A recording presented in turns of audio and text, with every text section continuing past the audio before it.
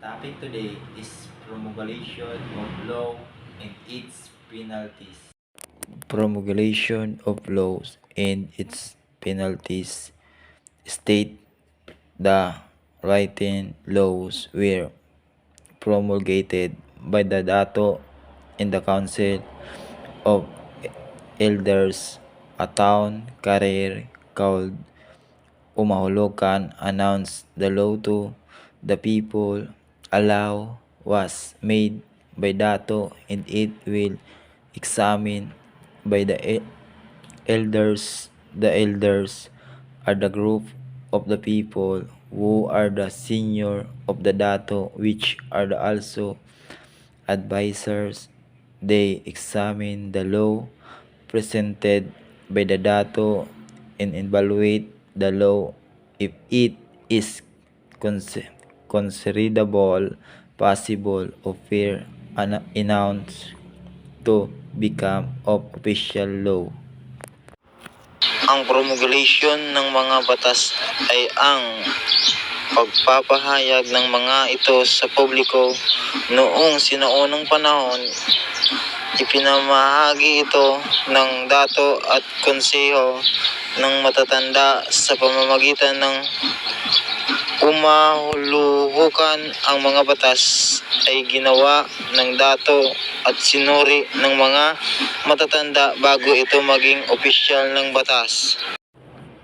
The trial by ordeal. The dato act as the judge in the barangay. He conducted the trial in full view of his constitute. He confirmed judgment on crimes conducted within his barangay. In a civil case, the chief tried to have the case settled amicably. When no amicable settlement was reached by parties concerned, the parties involved were sworn to obey the judgment of the chief.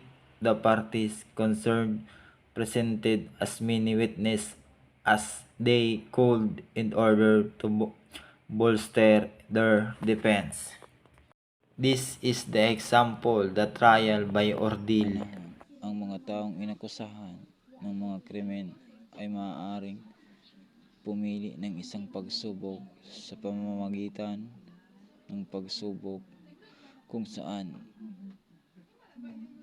isinusubo nila ang kanilang mga kamay sa mainit na tubig. Kung sila ay walang kasalanan, ang Diyos ang magpipigil sa kanila mula sa pagkasunog.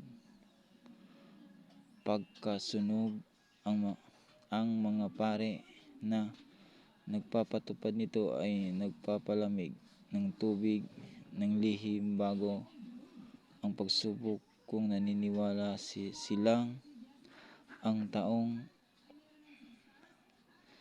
nasasalang ay walang sala. During Spanish and American colonization, reconciliation de las leyes de India, reconciliation